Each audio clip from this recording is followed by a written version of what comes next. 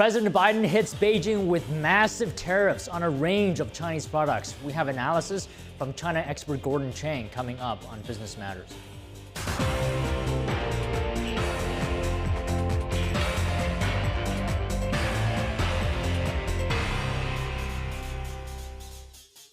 Good afternoon, and thank you so much for being here with me. I'm your host, John Mont. Starting off with Wall Street.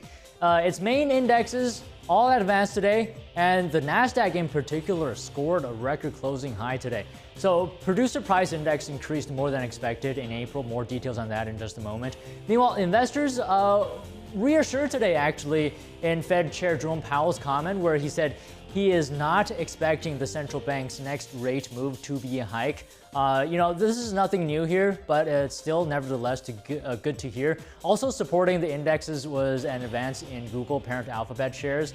GameStop shares extended their rally after Roaring Kitty posted on X for the first time in 3 years. At the same time, investors, of course, awaiting tomorrow's very closely watched consumer price index reading to assess whether upside surprises in the first quarter extended into April. All right, biggest news today from President Biden unveiling a bundle of steep new tariff increases on an array of Chinese products. And this is an effort to prioritize U.S. production. Now, the White House says the new measures affect $18 billion on imports from China. Take a listen. Today I'm announcing new tariffs in key sectors of the economy that are to ensure that our workers are not held back by unfair trade practices. They include, the thing I'm announcing today, 25% tariff on Chinese steel and aluminum products. So the new tariffs will quadruple EV duties over 100% and double the duties on semiconductor tariffs to 50%. And other sectors include steel and aluminum, critical minerals, solar cells, and cranes as well. So the White House saying that the measures were designed to protect American workers and businesses in the face of China's unfair trade practices. That's, for example, like flooding global markets with artificially low-priced exports. Take a listen. The price is unfairly low because Chinese companies don't need to worry about a profit, because the Chinese government subsidizes them and subsidizes them heavily. And the Chinese relies on other anti-competitive tactics as well, like forcing American companies to transfer their technology in order to do business in China.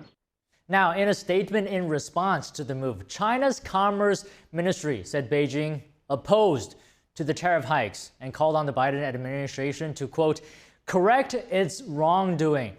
Biden is trying to win over voters, of course, who some of them disapprove of his economic policies. A Reuters Ipsos poll last month showed that former President Donald Trump actually had a 7% point edge over Biden on the economy. To name one example, back in 2000, when cheap steel from China began to flood the market, U.S. steel towns across Pennsylvania and Ohio were hit hard, and any of you from those areas know well. More than 1,800 iron workers and steel workers in Pennsylvania and Ohio lost their jobs. I'm not going to let that happen again. Now, a little bit of background for you guys. Last year, the U.S. imported $427 billion in goods from China and exported only $148 billion. So based on net sales in mainland China last year, some of the major U.S. companies with the highest exposure to the tariffs include Intel, Tesla, and Apple as well. And U.S. trade officials are saying that it anticipates the effective date on the tariffs to be approximately 90 days. And on this topic earlier, I spoke to veteran China expert Gordon Chang, a Gatestone Institute senior fellow, and he's the author of many books, including his latest, China is Going to War. Here's what he said. Gordon, thank you so much for your time today. Biden increasing tariffs on Chinese products, quadruple actually on Chinese EVs here. To start off, I want to ask you, is this a good move from the Biden administration?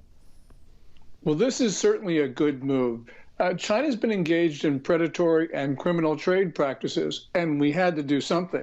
The issue, though, is Biden doing this very late in his term, just before the November 5 election. This should have been done on the first day, because on the first day that he was in the Oval Office, China was engaging in these practices. So, for instance, China has been stealing U.S. intellectual property for decades, and it hasn't stopped. And really, that covers all of the areas that you mentioned. But also, there's the issue that has generally been called overcapacity. And that is China providing these enormous subsidies to create industrial ability to more than just satisfy the Chinese market, but to satisfy the entire world market a couple times over. So clearly, China has been trying to put foreign producers out of business, and that is predatory. Okay, so you mentioned earlier that this may be coming a little bit too late. The other question is, will this have an impact, these tariffs, will this have an impact on what China's been doing? I think it will, because Xi Jinping, his only real plan to rescue the Chinese economy is to double down on exports. He has abandoned the property sector. He is not trying to increase consumption by empowering consumers. Really, his only way out right now is selling more to the world. And he needs access to global markets, and he especially needs access to the U.S. market. So this will have an effect. We know this from 2018 when President Trump also imposed tariffs under Section 301, and that affected China then. This will affect China now. So China has already responded to these increases, the announcement here, talking about protecting its own interests. Are we going to see an escalation in the trade war, so to speak? Probably there will be escalation. China always tries to intimidate others into backing down, so I anticipate there will be some Chinese action, but I don't know how effective it will be. China shouldn't push too far, because really what Biden should be doing is, instead of increasing in tariffs, or in addition to increasing tariffs, he just needs to ban the importation into the United States of China's products that are made with forced or slave labor. The Tariff Act of 1930, as amended by the Uyghur Forced Labor Prevention Act of 2021, prevents China's goods from coming into the U.S. because, especially in the green area, most of them are made with such type of prohibited labor. So China shouldn't press too far. Yeah, that's a very good point here, Gordon. Whether it's banning imports or levying tariffs here, is that going to increase the costs for everyday Americans if they can't get the access to these cheap Chinese goods? There may be some increase in cost, but it won't be that significant. And we know this from the Section 301 tariffs that President Trump imposed, that then in 2018, China, the government and exporters together absorbed about 4/5, actually more than 4/5 of the cost of those tariffs. And China's probably going to do the same thing right now, one way or another.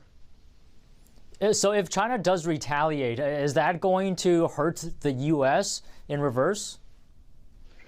Yeah, there will be some harm to the U.S., but we got to remember that after decades of truly misguided U.S. trade policy towards China, we're not going to get out of this without some cost to ourselves. But we have got to do this because we cannot allow China to basically take over and not only dominate, but to be the only car producers in the world. All right. Very well said here, Gordon. Thank you so much for your time this afternoon. Thank you, Don. Okay, moving on from Biden's tariffs. The other biggest thing today is inflation. So Americans already contending with persistent and stubbornly high inflation potentially just got some more bad news here because U.S. producer price index increased more than expected in April, according to the Bureau of Labor Statistics. And that means there could be more price hikes likely coming down the pike. The producer price index measures the change in prices that manufacturers pay to suppliers. It was 2.2% for the 12 months ending in April. And this gain is higher than what was seen in March. Now, on a month-to-month basis, the producer price index also rose 0.5%, also higher than March. So, besides that, U.S. small business confidence increased in April after the index slumped in March to the lowest level since 2012. Despite the rebound, though, it was still the 28th straight month. The index was below its 50-year average. 22% of owners reported that inflation was their single most important problem in operating their business. So the chief economist at the National Federation of Independent Business says that cost pressures is the top issue here, and that includes historically high levels of owners raising compensation to keep and attract employees. And for analysis on the latest inflation report and the National Federation of Independent Business survey, I spoke to Lance Roberts. He's the chief investment strategist at RIA Advisors. Here's what he told me. All right, Lance, thank you so much for your time today. It's been a while, so I wanted to get your thoughts on a couple of things today, actually. PPI coming in higher than expected appears to be the theme here for inflation for the few months this year. What are your thoughts? Well, first of all, PPI is very, very volatile. It's all over the board from one month to the next. And importantly, in this report, yes, PPI came in hotter than expected, came in at 0.5 versus 0.3, but there were very sharp revisions, downward revisions to PPI over the last 4 months. So we've seen really kind of weaker economic data coming through in terms of pricing. So it's really hard to read into just one number and say, oh my gosh, inflation. But, there's a clear trend that inflation is cooling. We were at 9%, we're down to 3.5%. And the data suggests going forward, particularly when you look at things like the NFIB report, it really suggests that economic growth is slowing down, which will lead to lower prices as we get further into the year. Right. Also today, NFIB report, you mentioned that earlier as well, showing that cost pressures remaining the top issue for small business owners, and that it says overall small business owners remain historically very pessimistic here. But I also want to point out, on the other hand, expectations for a recession all has but disappeared now. So what's the deal here? Well, it's always interesting that, when you talk to economists, and it's always interesting, the Wall Street Journal does a survey of all these economists, and they get their reading on, do you expect a recession or not? Ironically, when they are most confident about not having a recession, that's when we've had recessions in the past. So I'm not sure what that means. But, the NFIB is a very important indicator because it basically represents 50% of the economy. And they're not super optimistic about the economy. And importantly, when you get into what they're looking at in terms of how many of you, in terms of small businesses, are expecting to raise prices in the next quarter, that actually fell by another 7 points. And that particular indicator has a very high correlation to CPI readings. So again, what the NFIB is also telling us is that slower economic growth, 50% of the economy, right there, slower economic growth, lower price pressures, which should lead to cooler inflation later this year. So earnings season coming to a close almost here, and we're seeing the likes of McDonald's and Starbucks not doing so well. And today we got Home Depot. Comparable situation, some would argue. Is the consumer losing steam here in spending power? Yeah, absolutely. And I keep a close watch on discretionary spending because it is such an important part of the economy. And even though retail sales have seemed to be a lot stronger than expected over the last couple of reports, we had a couple of anomalies in there. Well, in February, we had a strong retail sales report, but we had Valentine's Day in the middle of that, a big shopping day in the middle of February. March had both Easter and spring break, both big spending items in the month of March, all in one month. Normally Easter falls into April, so we spread that out a bit. So even though we had a strong retail sales report in March, it was actually weaker than it was in February, and you had two big spending occasions in March. So the consumer is clearly showing signs that they're tapping out at this point. You're seeing that now reflected in stocks like Starbucks, McDonald's, Home Depot, but we're also seeing it on the retail side as well. Once you get down to those small business reports, their actual and expected retail sales for the NFIB in particular are at very historically low levels, at levels that are normally associated with recession. So they're definitely seeing a slowdown in the consumer.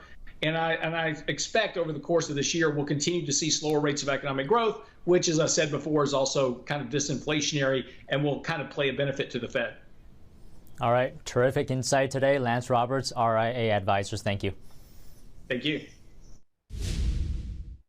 So as I mentioned earlier, earnings season coming to a close. But one major company that we were waiting to hear from this week is Home Depot. Sales continue to soften in the first quarter. Customers have put pricey renovations on hold, and this is as they face higher borrowing costs and inflation. Let's now go to NTD Sean Marshall for more detail. Home Depot posted a bigger than expected drop in quarterly same-store sales on Tuesday. Cautious Americans spent less for big-ticket items while focusing on small-scale home repair and maintenance tasks. People are going to do what they have to do in their homes right now, not what they want to do, right? And that's the difference in how they're spending their money, the have-tos versus want-to-dos. Store visits dipped 0.3% in February and 2.4% in April, according to data firm Placer.ai. Dutch Mendenhall filled me in on what's happening with consumers. Yeah, I mean, everyday Americans have less spending power right now than we've had in a very long time, right? It's one thing for inflation to go up and eggs and milk to cost more money and gas to cost more money, which hurts, right, everyday Americans. But what happens when interest rates go up, there becomes less money available in the entire country, right? And that less money available gives people less money to spend. Customer transactions, or the number of purchases made by Home Depot shoppers at its stores or online, fell 1%, but less than a steep 4.8% drop last year. People aren't rehabbing homes. People aren't buying homes to be able to rehab them and fix them up and sell them. And so it's just an entire marketplace has shifted dramatically, and unless interest rates change or interest rates come down, you're going to see places like Lowe's and Home Depot continue to suffer. Meanwhile, the company is building up its pro-business segment consisting of professional builders and contractors by agreeing in March to buy SRS Distribution in an $18.25 billion deal. Sean Marshall, NTD News. Now we're just going to take a short break, but coming up after, U.S. and British officials warning of a growing cyber threat from China, saying that it is an epoch-defining challenge. And Elon Musk says population collapse may be humanity's biggest threat, and the data, it might just show this. We have more details coming up soon. Don't go away.